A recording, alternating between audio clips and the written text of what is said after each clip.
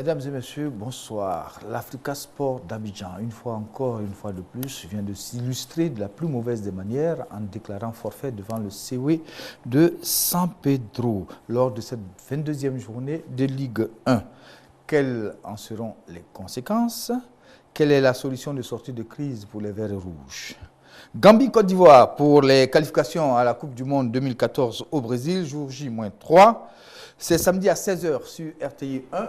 Prenez rendez-vous déjà pour cette rencontre. Attention, ce n'est pas un match à prendre le haut. Les Afro-Basket, c'est du 20 au 31 août à Abidjan.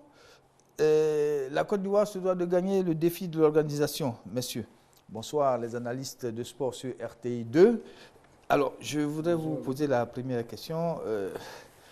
L'Africa a-t-il tronqué le championnat en déclarant forfait devant le CW? Koulibaly Seydou. On ne peut pas dire que l'Africa a tronqué le championnat. C'est vrai qu'en déclarant forfait face au CW, le CW prend 3 points d'emblée. Et on sait que le CW est en tête du championnat, pratiquement champion. En prenant ces 3 points, ça les rapproche un peu plus encore du sacre. Mais il ne faut pas dire que l'Africa a tronqué le championnat, parce que le problème qui se passe à l'Africa est un problème extrêmement grave. C'est vraiment la première fois dans l'histoire du football ivoirien qu'on arrive à une situation de bicéphalisme où le club est dirigé par 2 PCA. Hein, l'un qui dit que les textes sont pour lui et l'autre qui ne veut pas partir. Donc on est dans une situation assez difficile. La fédération ne parvenant pas à trancher, le ministère ne parvenant pas à trancher. Donc on ne sait pas, peut-être que l'Africa va tout droit vers la deuxième division. Alors on voit les images de ce forfait face au CW. Koulibaly Seydou effectivement le disait, hein, c'est peut-être qu'ils n'ont pas tronqué le championnat, mais c'est un problème délicat, c'est un problème sérieux. Moi je pense que le championnat est tronqué. Si le forfait est validé, le CW prend 3 points et fait un grand pas vers le titre. Et la suite, si l'Africa déclare, enfin, si l'Africa est battu forfait, toutes les équipes qui vont jouer contre l'Africa ont 3 points d'avance. Ce qui n'est pas évident si il y a ces rencontres contre l'Africa. Donc, quelque part, le championnat est quelque peu tronqué. Parce que ces équipes vont prendre 3 points, entre guillemets, cadeaux. Oui, vous allez dans la perspective où l'Africa ne se présente plus lors des dernières journées. À ce rythme-là, imaginez un seul instant même que la fédération décide qu'à cause de ces 2 forfaits, l'équipe de l'Africa est rétrogradée. Mais justement, Aimé, 2 forfaits d'affilée, c'est la descente aux enfers, c'est la descente en D2. Alors pour le moment, il n'y en a qu'un. Et nous espérons que les différentes parties sauront raison garder pour préserver l'équité de ce championnat, parce qu'un forfait de l'Africa et une descente aux enfers qui serait subséquente, mais ce serait une véritable catastrophe, pas seulement pour le club, hein, mais pour le football même en Côte d'Ivoire, parce que on est tenté de dire par rapport à l'Africa, nous nous sommes tant aimés. Malheureusement, depuis 10 ans, c'est l'instabilité totale. Nous nous sommes tant disputés, on dira.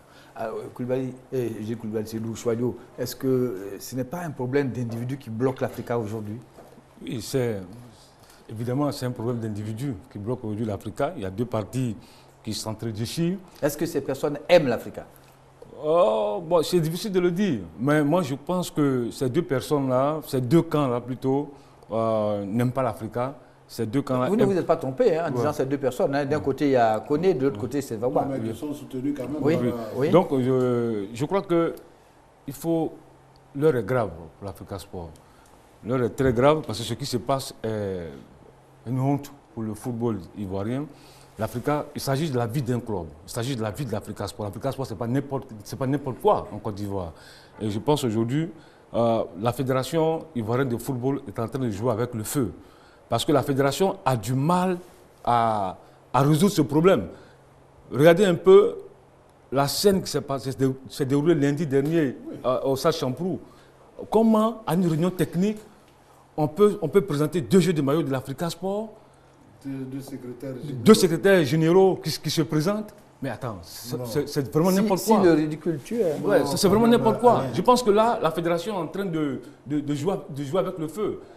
C'est inadmissible. Et on demande qu'on appelle au secrétaire général d'attendre à 1h du match, la FIFA désigner le jeu de maillot que va porter l'Africa Sport.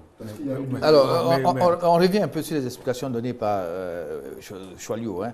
Alors, disons qu'avant le match, il y a la réunion technique, c'est le matin, hein, très souvent.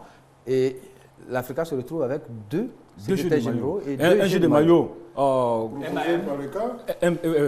MAM, un jeu de maillot, Konechakuma, pour le même club, deux jeux de maillot.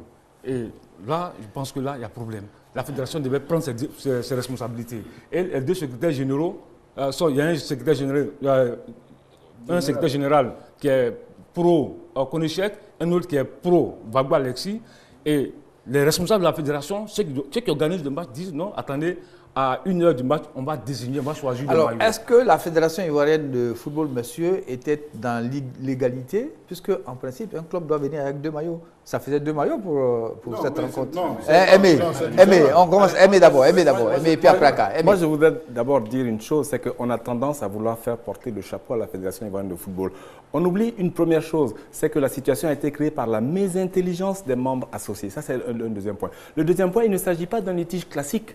N'est-ce pas? Il s'agit d'un litige où la filouterie, le banditisme, la mauvaise foi, la délinquance, parce qu'il y a des loupards, n'est-ce pas, se disputent. D'accord? Et c'est un terrain sur lequel la FIF ne peut pas jouer parce que la FIF n'a pas de moyens de coercition. La FIF n'a pas de moyens de contrainte à part les sanctions administratives. Alors, qui sont les forfaits ici, et les la retraits question de points. posée par les amis, pourquoi est-ce que la FIF accepte deux maillots et deux secrétaires généraux? Parce que la FIF pense qu'ils vont venir, ils vont s'entendre au moins pour ce match. N'est-ce pas? Avant de. Ah, c'était l'espoir de la FIF. Bon, Aka, alors par rapport à la question. Maillots? Oui. Non. Une équipe, restons dans les textes, une équipe vient au terrain avec deux jeux de maillot. Et là, l'Africa a deux jeux de maillot. Non, mais ce n'est pas pour la même raison. Alors, expliquez. Là, voilà, on vient avec deux jeux de maillot dans le cas où l'équipe adverse porterait le même maillot que l'équipe qui reçoit. Okay. Généralement, l'équipe qui reçoit, ici c'est l'inverse, mais généralement l'équipe qui reçoit conserve son maillot et l'équipe qui visiteuse, si elle a le même maillot que l'équipe qui reçoit, est obligée de changer de. Donc voilà pourquoi on envoie deux jeux de maillot. Mais dans le cas d'espèce, ces deux jeux de maillot, disons à la limite qu'il y aurait peut-être eu 4 jeux de maillot. Parce que ces deux jeux de maillot produits par deux camps différents qui s'affrontent. Alors, et là, c'est là que oui. c'est là qu'il y a, excuse-moi, Oui. c'est là que vraiment on ne comprend pas la démarche de la FIF d'accepter que les deux camps se présentent. Je dirais à la limite, s'il y avait... Alors que le match a été déclaré la veille à huis clos. Excuse-moi, Oui. poussons le ridicule jusqu'au bout. Bon. Si Vaba avait 11 joueurs avec lui, et qu'on est avec 11 joueurs avec lui, on aurait eu deux équipes de l'Afrique. Heureusement qu'il ne les avait pas. Koulibaly. Oui, mais dans ce cas, c'est vraiment très ridicule parce que la fédération, les clubs sont l'émanation de la fédération. Et la fédération gère les clubs. Donc, à partir de ce moment, la fédération doit pouvoir trancher.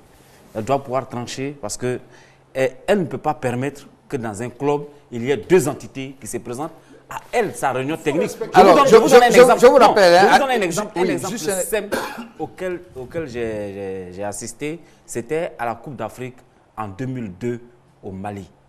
La Côte d'Ivoire a eu deux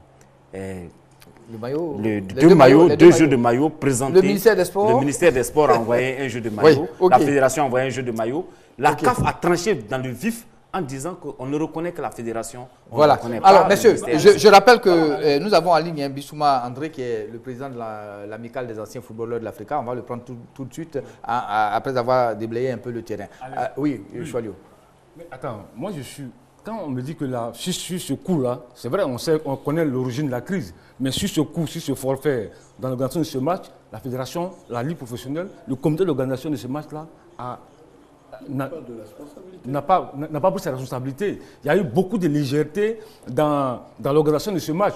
Parce que, Alain, oui. Quand j'écoute le Gondo Pierre, le porte-parole de la Fédération ivoirienne de football, qui dit sur l'antenne de RTI, de la RTI 1, qu'ils ont voulu faire une liste consensuelle. Il y avait aussi la liste Bagba et une autre liste Konechek. Faire une liste consensuelle, mais c'est n'importe quoi. Bien, monsieur. Là, il faut être sérieux. Alors, dites-nous, avez-vous des raisons de nous expliquer? Il y avait des décisions qui avaient été prises. Le match était à huis clos. Oui. Il n'y avait pas de dirigeants à l'Afrique.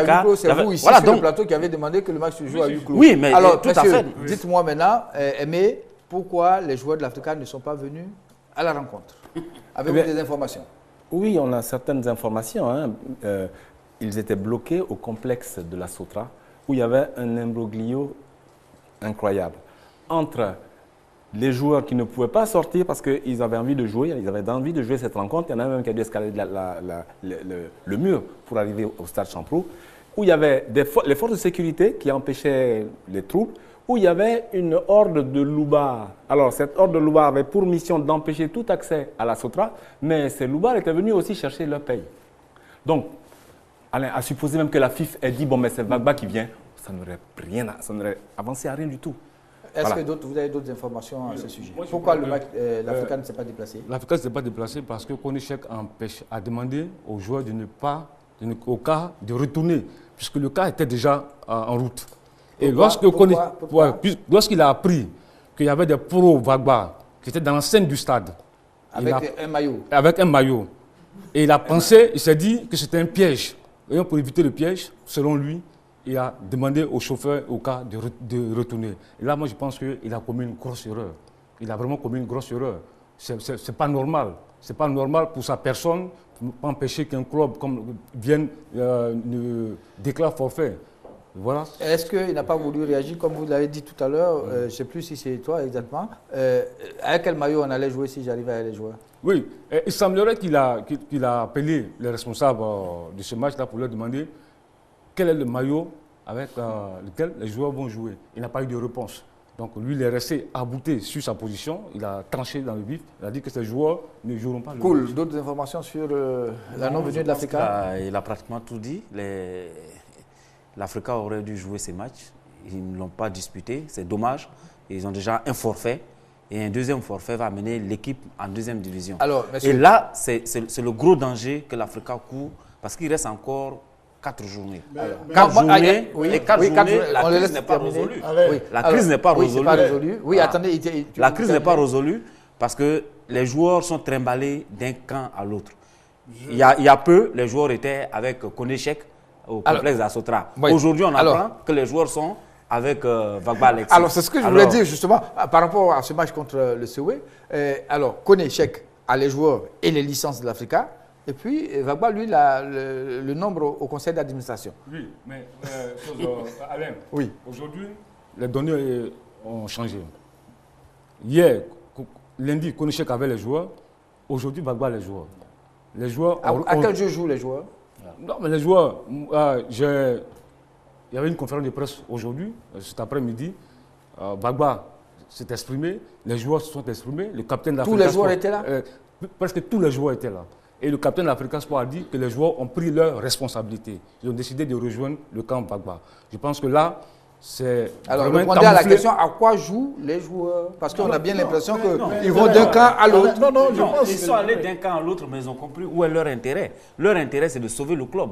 Parce qu'aujourd'hui, ce club, s'ils ont un deuxième forfait pour le prochain match contre le Stella le week-end prochain, l'Africa va en deuxième division. Les joueurs ont pris leurs responsabilités. Et je peux dire que Vagba, avec tous les joueurs aujourd'hui, sur les 30 joueurs de l'effectif pro, il y avait 24. Je ne pense et les absents, il y a un qui est en équipe nationale. Il y a les deux Nigériens les deux Nigériens qui sont absents. Et puis le jeune joueur qu'ils ont pris à Amman. Moi, je ne pense pas que la fédération puisse prendre le risque de faire signer 2 forfaits à l'Africa. Pourquoi? Non, mais parce que ce serait trop... Parce que c'est l'Africa? Non, pas parce que c'est l'Africa. Pas parce que c'est l'Africa, mais cette décision compromettrait la suite du championnat. Elle va compromettre la suite du championnat. Tout à l'heure, je te disais que si l'Africa descend en deuxième division, toutes les équipes qui vont jouer contre l'Africa auront 3 points. Ou alors vous allez dire que vous ne totalisez pas les points. L'Africa ne joue plus contre Bassam, hein? Si on joue la dernière vous aurez 3 points. Bon, non, messieurs, alors comment sortir de cette crise? La solution de sortie de crise, c'est quoi? Est-ce que ce n'est pas peut-être entre les mains des anciens joueurs de l'Africa qui sont regroupés en une association? Et nous avons la chance d'avoir le président de cette association des anciens joueurs de l'Africa Sport, c'est André Bissouma. André, bonsoir. Bonsoir, M. Noudia. Oui, alors André, je t'ai laissé un peu patienter pour écouter un peu ce qui s'est passé lundi. Alors, dis-nous, André, Oui. La solution de sortie de crise à l'Africa aujourd'hui, c'est quoi? C'est par quelle sortie?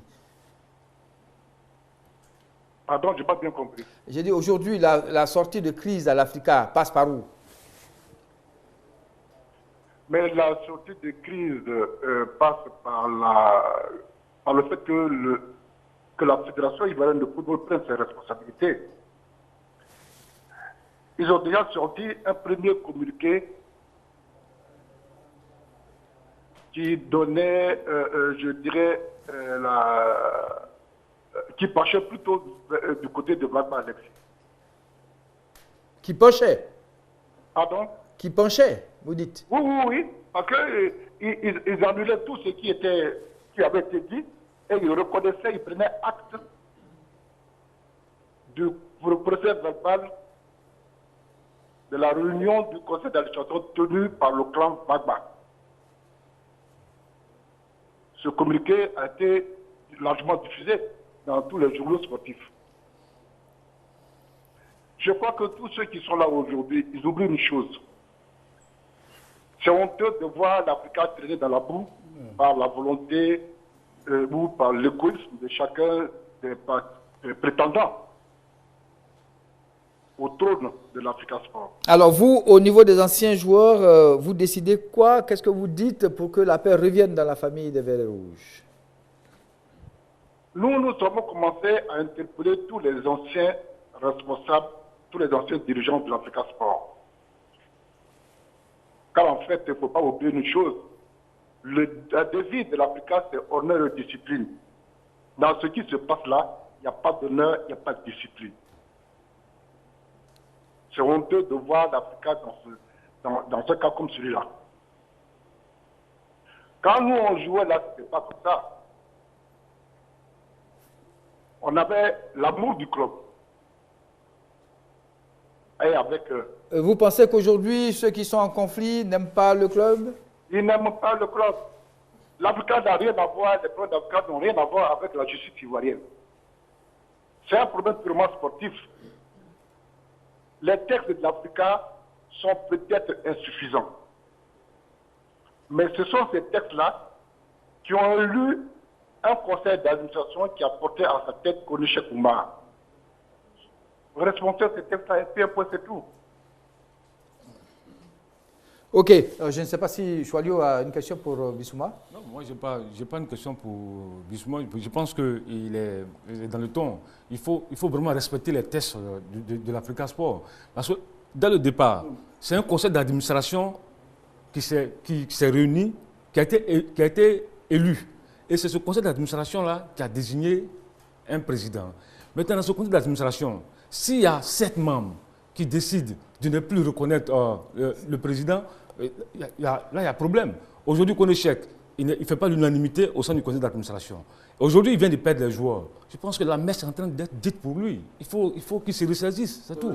Oui. Parce que moi, parce qu'il y a un aspect juridique.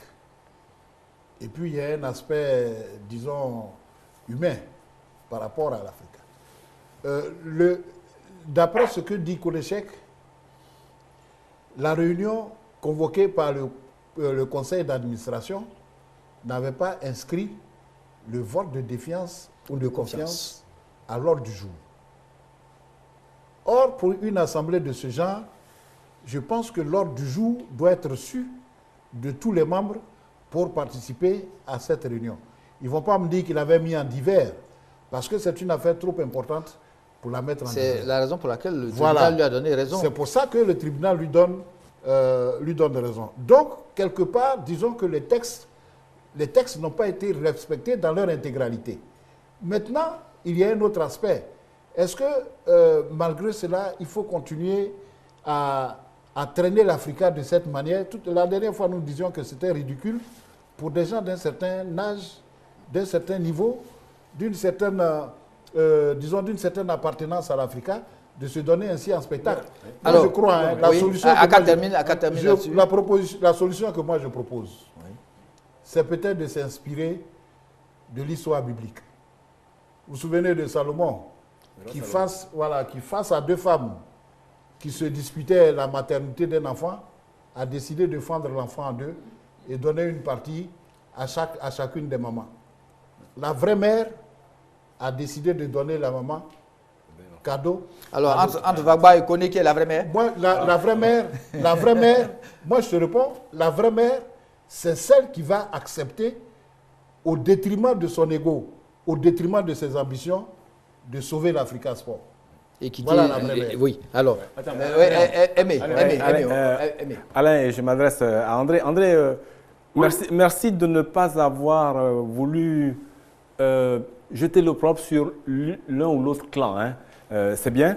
C'est ce souci d'harmonisation, n'est-ce pas, de conciliation qui t'habite aujourd'hui, n'est-ce pas, que tu t'adresses à la famille de l'Africa Sport, n'est-ce pas, et je pense que c'est dans cette voie qu'il faut avancer. Hein. Les anciens se sont réunis avec à leur tête André, il y avait Jo Nyankouri, il y avait Niaoré, il y avait Kouba. Bref, ils ont voulu essayer de calmer tout le monde. Et on peut saluer la sagesse des anciens. Et on peut saluer la sagesse des anciens et d'André lui-même, parce que André, c'est parce que là, il est en mission, sinon lui-même, en vrai, il n'est pas comme ça. Hein, André, est-ce que je mens? Tu mens. Bon, d'accord, mais c'est la voie qu'il faut suivre, oui, à mon sens. Oui, Choyou. Je dois dire une chose. Les tests de l'Africa, il faut les respecter. Le conseil d'administration peut être convoqué par le président ou par le cas des membres du conseil d'administration. En spécifiant l'ordre du jour. Non. Les tests sont bien clairs. Les tests sont bien clairs. Il faut respecter les tests, c'est tout. Il faut respecter les tests. Si on doit respecter les tests, il faut aller jusqu'au bout. Une réunion est convoquée avec un ordre du jour qui est remis à chaque participant. Ça ressemble à un traquenard qu'on a entendu à Konechek. Ce n'est pas que je prenne parti pour mais sur le plan juridique, l'un ou l'autre clan. Oui. Hein.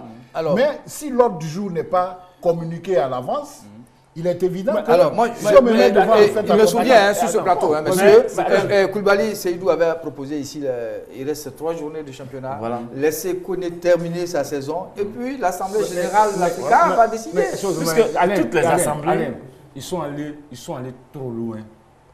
Les décans sont allés trop loin pour faire marche arrière. Alors, vous vous rappelez même que hier, le ministre des Sports les a reçus et ça s'est terminé en queue de poisson. Oui, tout à fait. C'est terminé en queue de poisson parce que aucune des deux parties n'a voulu écouter peut-être le langage de conciliation que le ministre essayait de leur proposer. Et c'est pour cela que je dis que dès que cette crise a commencé, il restait 4 ou 5 journées de championnat. 5 journées de championnat, je pense que le PCA qui est en place là aurait pu gérer les 5 journées de championnat. Et puis ils allaient en assemblée générale, puisque l'assemblée générale étant souveraine. L'assemblée générale, elle est souveraine en ce moment-là. Donc ils auraient pu décider d'un changement, moi je pense. Bissouma. Oui. Ouais, en tout cas, vraiment, merci d'avoir participé à l'émission. Mais dis-nous, lance un dernier appel aux deux camps. Mais c'est aux 3 camps. Ah oui. Oui, et y compris la fédération. Alors, vas-y. Oui, il faut que tout le monde sache regarder. Parce que quelqu'un l'a dit sur le plateau là-bas, ce n'est pas dans l'intérêt du football ivoirien que de constater ce que nous voyons aujourd'hui là, en Africa Sport.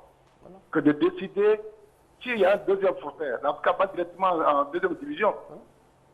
On n'a qu'à penser à tous les membres associés. Le QDAM qui a eu au fond de Ypougon, je ne sais plus moi, ici, et ceux qui sont venus dormir devant la fédération, vous croyez qu'ils ne sont pas intéressés? Qu'on passe à tout ce monde-là. André, je te rappelle qu'il y a des supporters de l'Africa à Bassam aussi. Hein. Voilà. Alors, André, merci beaucoup. Hein, merci beaucoup. Et puis, on espère que ton appel sera entendu par l'un ou l'autre camp. En tout cas, merci d'avoir participé à l'émission. Bon, je vous en prie. Messieurs, alors, il faudrait que cette affaire s'arrête maintenant. Hein. Oui, non, mais parce que ça devient grave. Je suis entièrement d'accord avec André. Il faudrait que la Fédération ivoirienne de football prenne ses responsabilités. En faisant quoi? Non, en respectant les textes. En respectant les textes et puis en décidant. Puisqu'elle a produit un communiqué flou qui a été interprété des deux côtés. Et dans ce communiqué-là, on dit que c'est le comité exécutif qui va venir trancher. Mais ce comité exécutif-là se réunit quand? Bien, monsieur.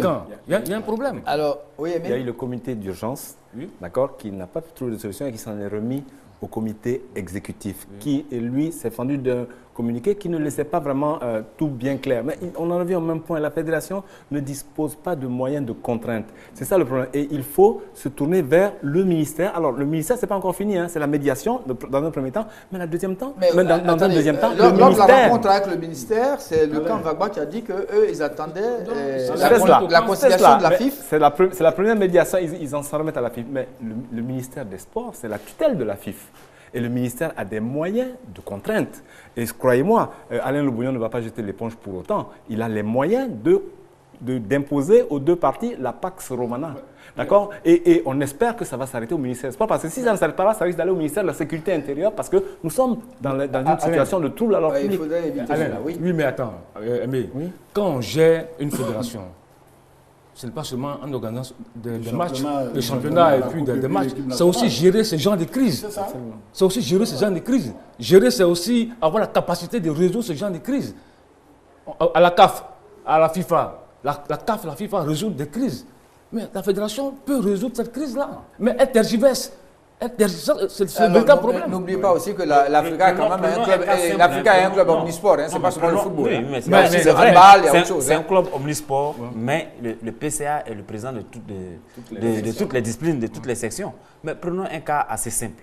Vous pensez que si en Côte d'Ivoire aujourd'hui, il y avait deux fédérations, deux tendances de fédération, vous croyez que la CAF allait tergiverser pour trancher? Les éléphants ou bien la FIFA allait trancher, voilà, et que les éléphants étaient très malins entre deux camps. Alors on termine là-dessus. La fédération a manqué de courage, il faut le dire. Voilà, on termine là-dessus. J'ai fait référence tout à l'heure à l'histoire biblique. Je pense que les vrais supporters de l'Africa, quel que soit le camp auquel ils appartiennent, devraient faire l'effort de ne pas sacrifier l'Africa. Parce qu'on se demande bien qui va gagner dans cette affaire-là. Est-ce que c'est le clan? C'est l'Africa qui perd. Hein. Est-ce que c'est le clan? C'est l'Africa qui perd dans tout ça. Donc la vraie mère de l'Africa doit abandonner l'Africa à l'autre. Aimé, le dernier mot. La vraie mère, en fait, dans mon sens, la vraie mère, c'est celle qui va accepter de sacrifier son ego pour voir l'Africa vivant. Alors, la fédération, en fait, a informé les deux parties de la gravité de la situation et la fédération a espéré de la part de ces parties-là un sursaut. Eh bien, si vous voulez, elle a compté sur leur bonne foi. D'accord? Or, c'est un litige dans lequel, eh bien, il y a de la filouterie, il y a de la filouterie, il y a tout. Allez, on termine là. Oui, je pense que dans ce genre de situation, toute fédération responsable doit pouvoir prendre une décision. Il y a une crise, il y a un problème qui se pose dans un club. Les clubs sont gérés par la fédération. La fédération peut s'en tenir, ce n'est pas une affaire civile pour aller au tribunal. C'est une affaire sportive. Donc c'est un problème sportif. On dit que disent les textes. Il devait même avoir un comité d'urgence et de crise au sein de la fédération pour trancher le cas de l'Afrique. Mais le comité d'urgence existe. La fédération, avec un communiqué. La fédération, dans ce genre de figure, doit faire preuve de fermeté et de rigueur. Et bon, bien sûr, mais il ne faudrait pas oublier que la crise n'émane pas de la FIF, mais ce sont les... Oui, mais justement, mais attends, il va de la bonne marche du football ivoirien. Imaginez demain que l'Africa se retrouve en deuxième division. Le stade d'Abidjan en deuxième division déjà. Ouais. Que l'Africa parte en deuxième division. Voilà. Je pense que c'est deux grands clubs. Vous savez deux clubs séculaires sur l'Africa. Excuse-moi, un dernier mot. Quand vous dites que la crise n'émane pas de la fédération, mais les crises n'émanent jamais de ceux qui viennent les résoudre. Il y a toujours des arbitres. Donc moi je dis que la fédération doit pouvoir prendre ses responsabilités et trancher en respectant les tests du club. C'est tout. Alors, selon vous, les textes du club, c'est quoi? Qui est président? Oh, allez, oui, mais voilà. Ça pose la question de votre mère. Ben oui, parce que moi je dis, à partir de l'instant, bon, on aurait peut-être dû avoir l'avis d'un juriste, d'un avocat pour nous éclairer. Ça aurait peut-être permis aux téléspectateurs de bien comprendre. Nous jugeons en œil profane. Mais du point de vue juridique, est-ce que tous les éléments ont été respectés au cours de cette AG extraordinaire convoquée par Apparemment, ça n'a pas été le cas, puisque Bon. aujourd'hui, c'est Koné qui bénéficie donc de tout ce qui Il y a un sort flou. du tribunal Il y a un flou. de première Ça instance sent le d'Abidjan. gros magot, Alain. Bon, vous pensez qu'il y a une affaire de transfert en dessous, monsieur, rapidement? C'est une relance là, hein, c'est pas moi. Non, mais moi, on n'a pas de preuves. Mais on apprend comme ça, quelque part, qu'il y a des transferts qui ont été effectués et la bataille aurait pour origine. On n'a pas de preuves, on ne peut pas vraiment. Oui, je pense qu'il y a cette grosse rumeur qui court. Mais je pense que ça ne doit pas pouvoir mener un club comme l'Africa à la crise qu'elle connaît aujourd'hui. C'est sûr qu'il doit y avoir Je pense qu'il y a eu des problèmes de dissidence. C'est Monsieur, sûr qu'il doit y avoir quelque chose. On On ne veut pas de moi, je dépense mon argent, mais je reste quand même. On ne veut pas de moi, je dépense mon argent. Il y a quelque chose. On oublie une chose. Tout à l'heure, on parlait de la vie de l'Africa Sport. Mais si l'Africa va mal, la SEC n'ira Ça craque, allez-moi la jamais mal. conférence de presse de Lamouchi. Si l'Africa va mal, la SEC n'ira jamais mal. La SEC ne va jamais rebondir. Et aujourd'hui, on a la chance d'avoir deux équipes comme l'AFAD et le COE qui marchent bien. Si l'Africa marche bien, que la SEC marche bien, on a un Big Four, ça va relever le niveau de notre Allez, championnat. pour le Donc, niveau de notre sauvons champion, l'Africa. de notre championnat, effectivement, c'est bien et ça nous permet de rebondir sur l'équipe nationale de Côte d'Ivoire. Les éléphants jouent samedi prochain, vous le savez, en direct à 16h30 sur les antennes de RTE1. La RTI a mis tous les moyens en jeu pour que vous puissiez avoir et le match de la Gambie et le match de la Tanzanie. Ça nous a coûté beaucoup cher, on reparlera de cela plus tard, mais ça a coûté beaucoup cher pour la RTI. Mais qu'est-ce que la RTI ne ferait pas pour les téléspectateurs ivoiriens? Messieurs, les éléphants sont prêts pour aller à Banjul pour la bataille contre la Gambie. On va écouter ici la conférence de presse animée par Lamouchi. C'est un compte-rendu de Ange Assoukou. Le sélectionneur de l'équipe nationale de Côte d'Ivoire a donné des nouvelles des éléphants avant les deux matchs capitaux contre la Gambie et la Tanzanie. L'absence de Didier Drogba était l'un des points sur lesquels Sabri Lamouchi était le plus attendu. Le sélectionneur des éléphants a dit que l'absence du capitaine des éléphants a été décidée d'un commun accord. C'est d'un commun accord parce que je suis conscient de tout ce qu'il a apporté et vous aussi. Et vous aussi, vous êtes conscient de ce qu'il a fait, de ce qu'il a vécu toute la saison. Et vous aussi, vous êtes conscient de ce qu'il peut encore apporter. Mais moi, en tant que professionnel, je dois, avec lui, voir dans quelles conditions on doit faire en sorte qu'il nous apporte encore et qu'il nous donne le maximum. Didier Drogba sera de retour en sélection au mois d'août 2013 pour un match amical, a révélé Sabri Lamouchi. En plus de Didier Drogba, la Côte d'Ivoire sera privée de Gervinho, suspendu contre la Gambie pour cumul de cartons jaunes. Mais Sabri Lamouchi se dit serein.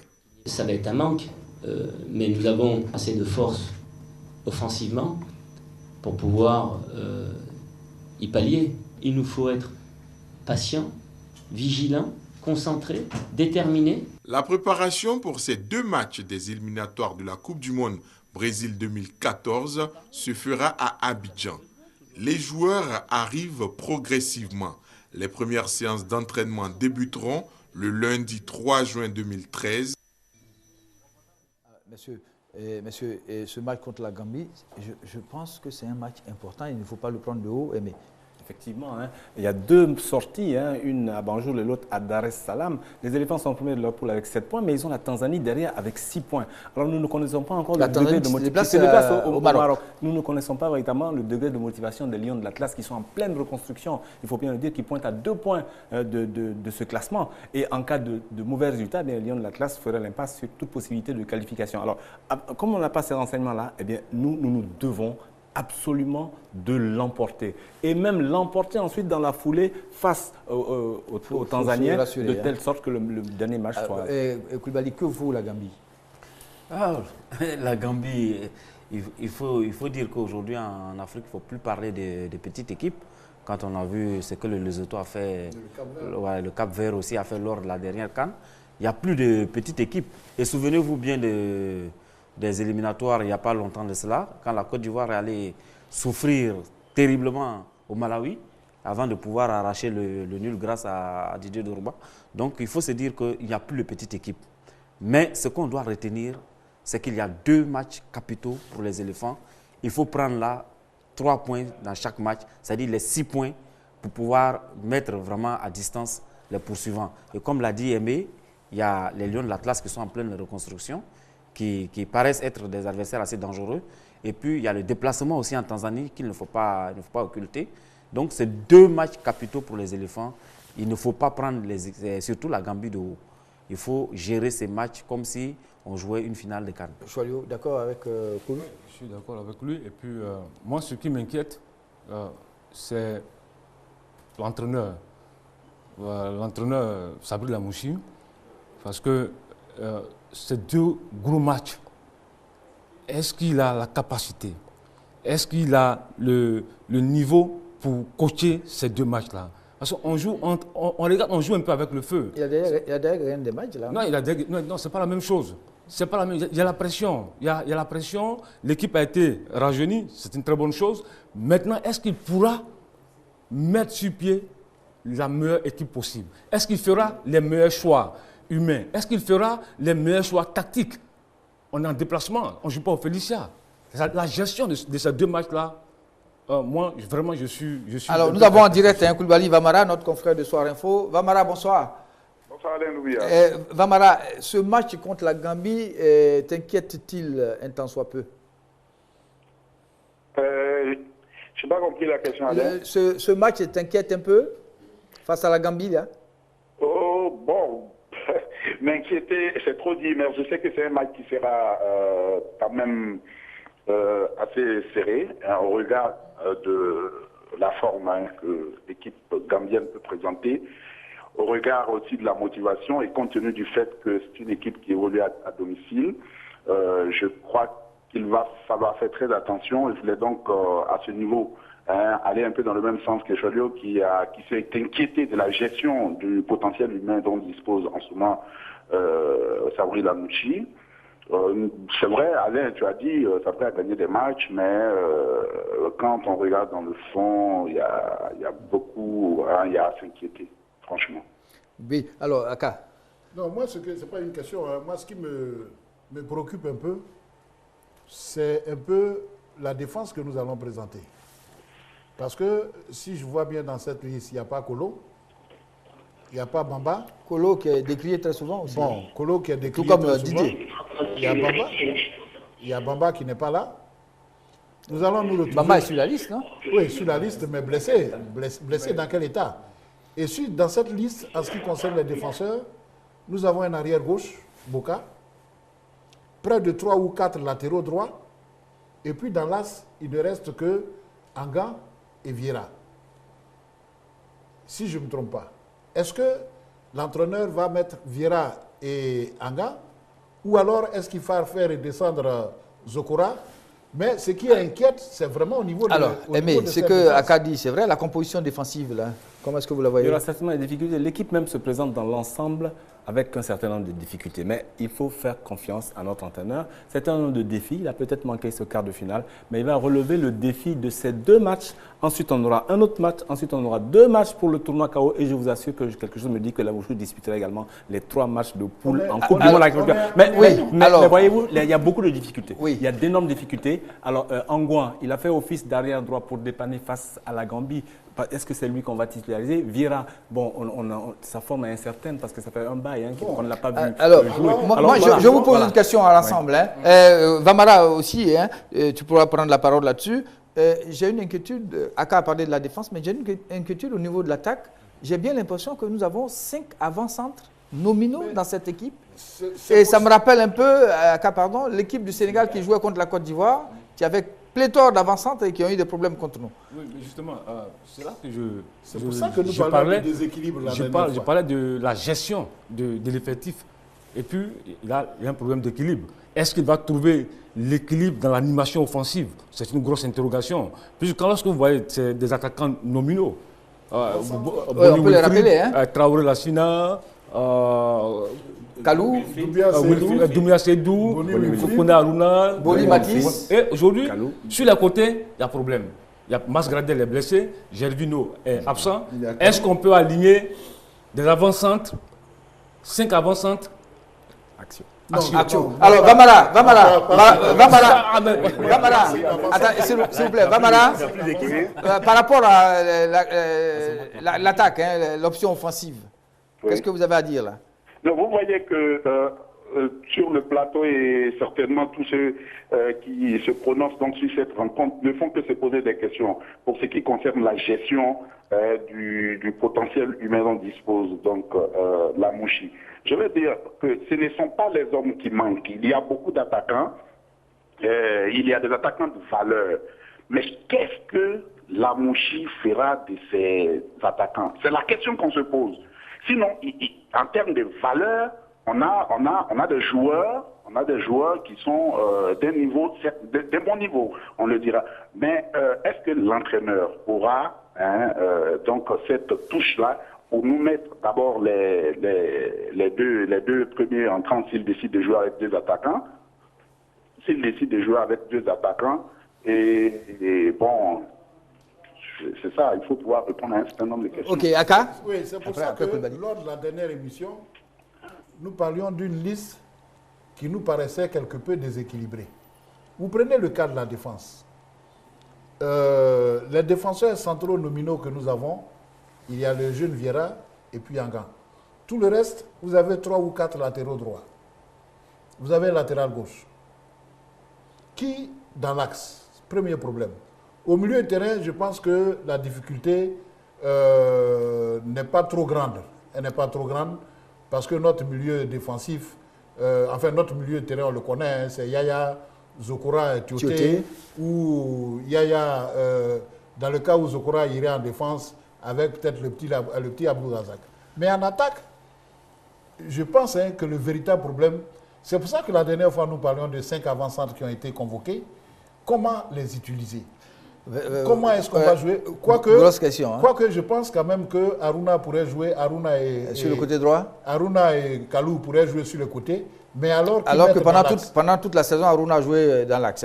Oui, Koulibaly. Oui, justement, on parlait tout à l'heure de la gestion de l'effectif. Et le gros problème, ça va être quelle animation offensive à l'absence de Drogba et de Gervinho surtout. Parce que quand on regarde les derniers matchs des éléphants, le joueur le plus décisif, ça a été Gervinho.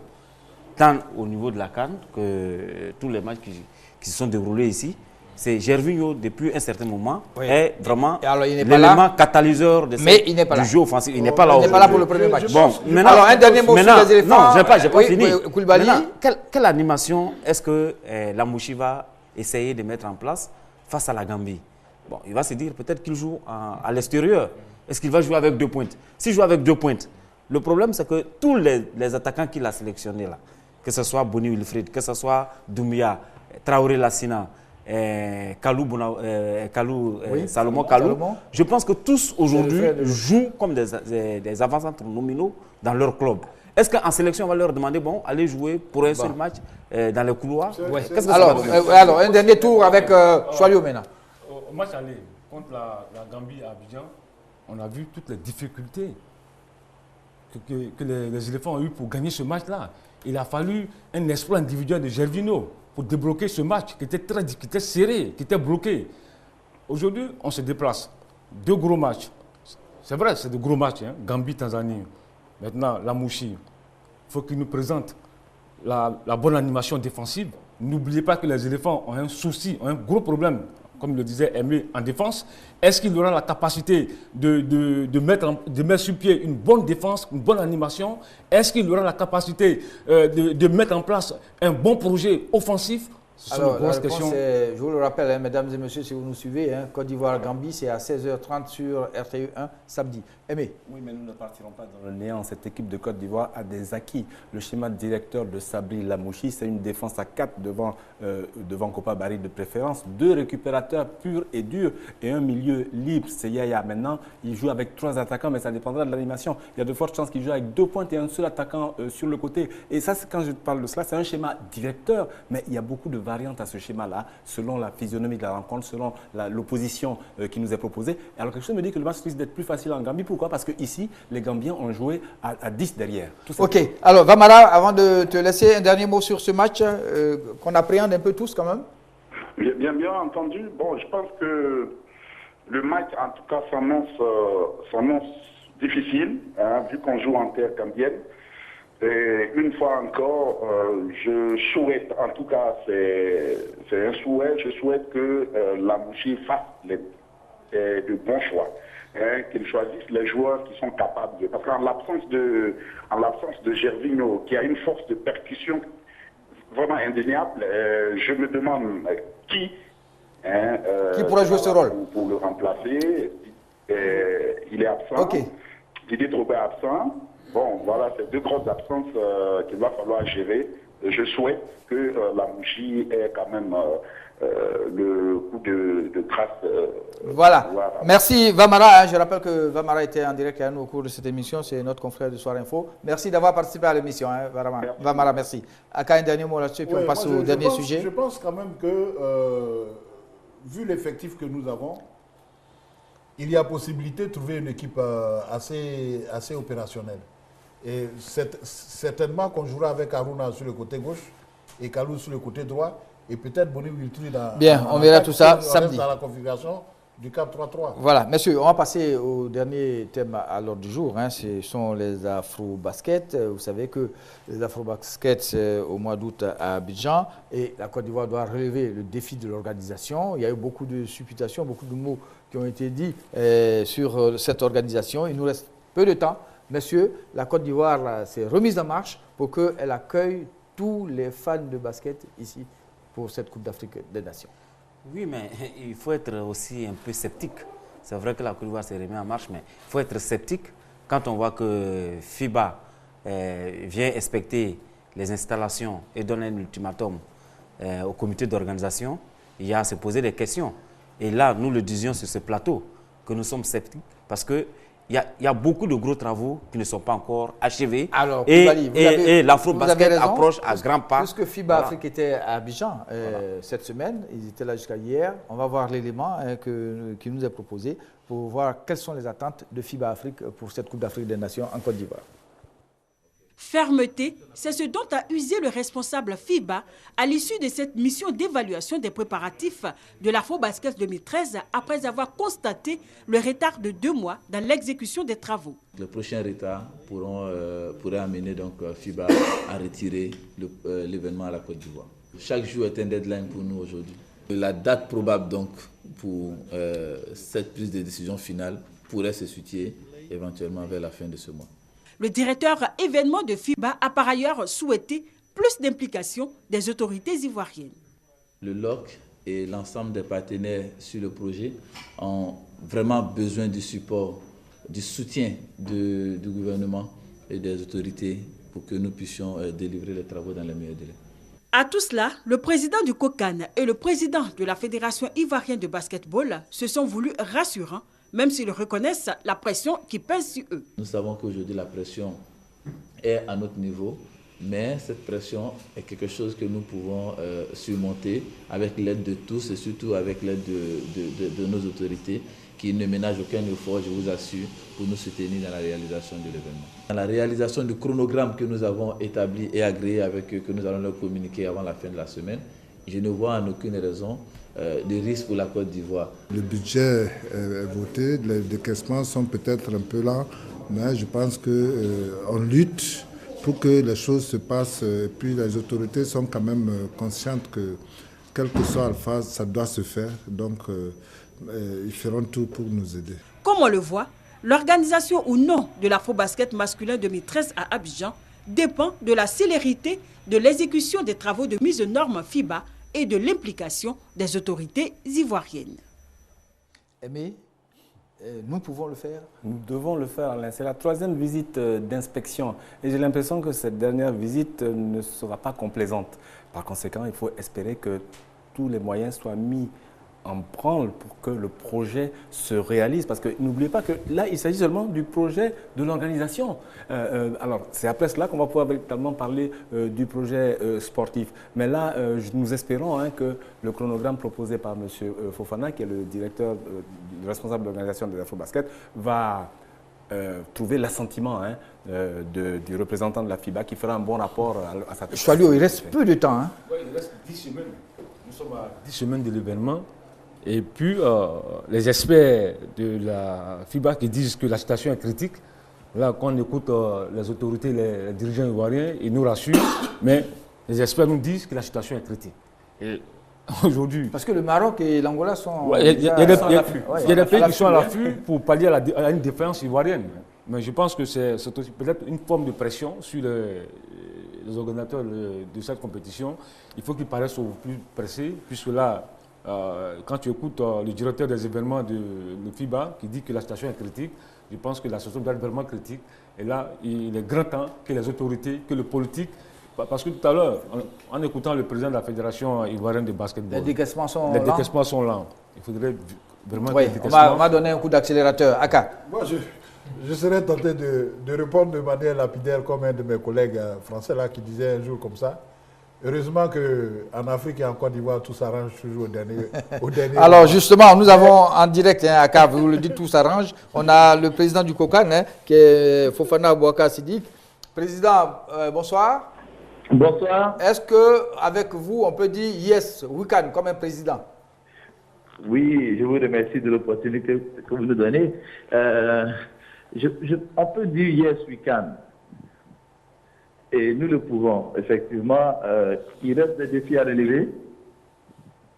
Allô? Oui, on vous écoute. Hein. Allez-y, vous êtes en ligne. Il reste des défis à relever, mais ce ne sont pas des défis impossibles à la Côte d'Ivoire.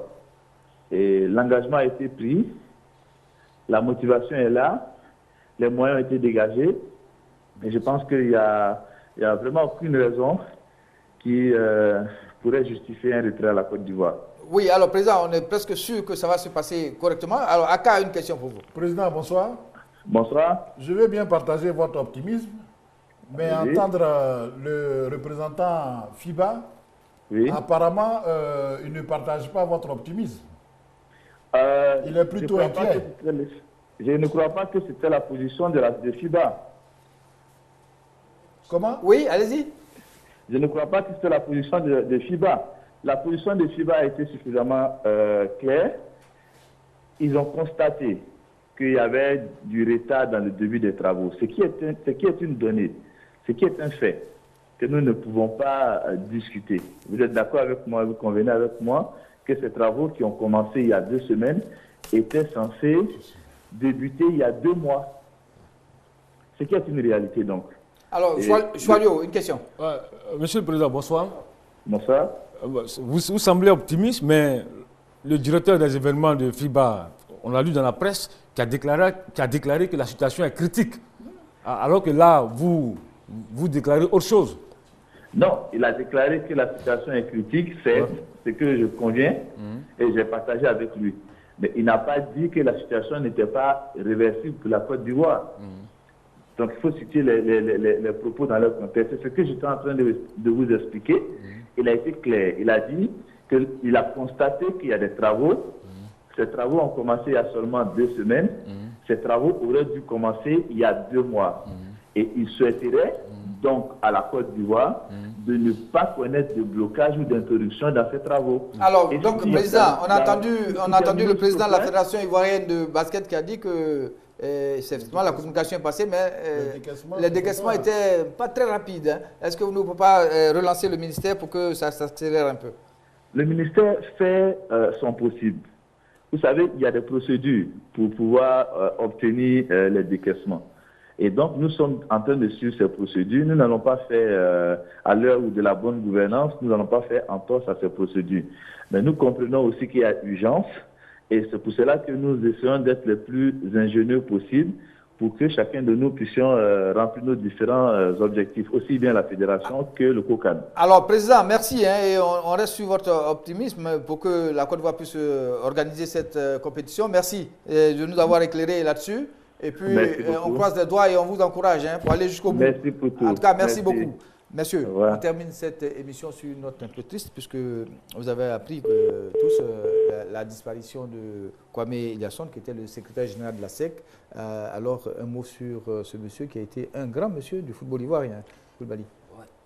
C'est une nouvelle très triste et il faut dire que c'est une bibliothèque du football ivoirien qui est partie parce que c'est quelqu'un qui connaissait vraiment les textes par le bout des doigts.